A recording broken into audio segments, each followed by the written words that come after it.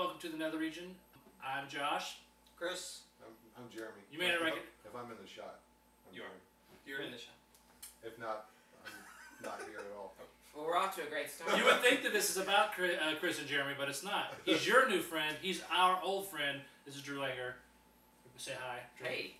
So we're going to watch the first episode of Season 8 of Doctor Who with our friend Drew, who has never seen a lick of Doctor Who. He's Who-less Drew. Virgin Who. Dr. Who-less. You know, let him talk to you that way. I mean, if the shoe fits. Well, tell us a little about some of your nerding of choice. I get my sci-fi from like games. I know you guys aren't gamers. Borderlands and Borderlands 2 and the Mass Effect series and that sort of stuff. I'm more about the RPG shooters, Okay. if you will. All right. Well, let's talk about Doctor Who. Okay. I know like the overarching that it's a BBC thing. I saw like clips of the PAL series, the scarf, big haired guy. I think I know there's always like a hot chick. I do know that they change actors and whatever, and that today's a new actor. And the trash can aliens that are scary. We'll be checking in throughout the episode during commercial breaks with our friend Drew to see what his thoughts are.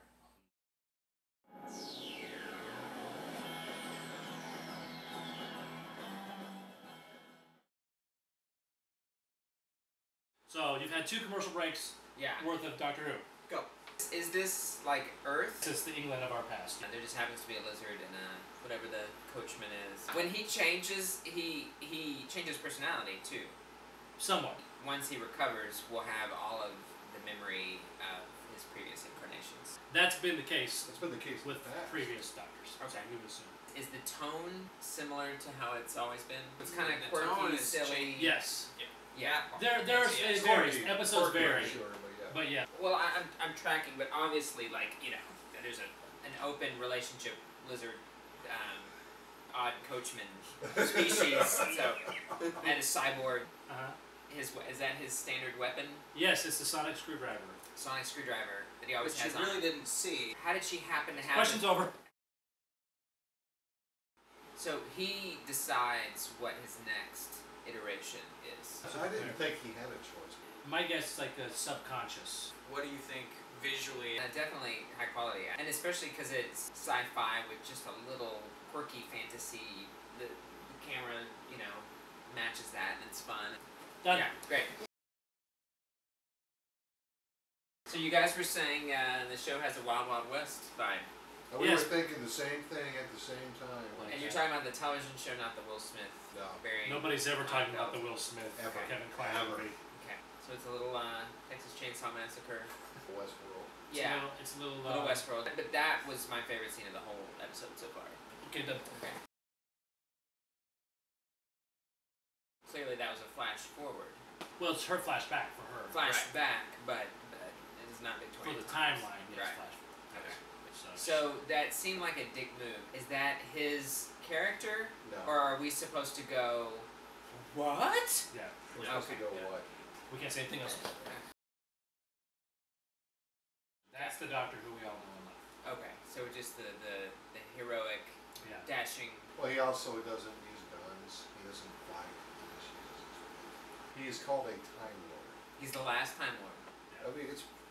Okay, stop. Right, so that's a question. Is murder versus suicide, can he do that, or is that against...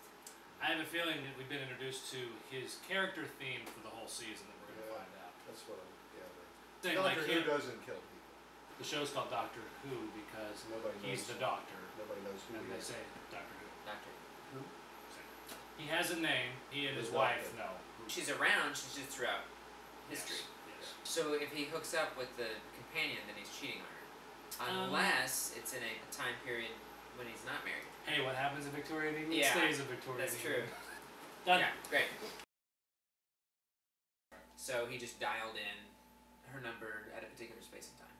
Yeah. Yeah, she could be in the future or the past, but she'll get phones from in her regular timeline. In her timeline. As things happen. So it's sci-fi, but there's there's fantasy. We'll play with the dinosaur optical nerve and the skin balloon.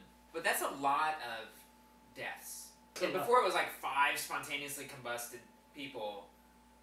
Skin balloon that's a bunch. Quite a few.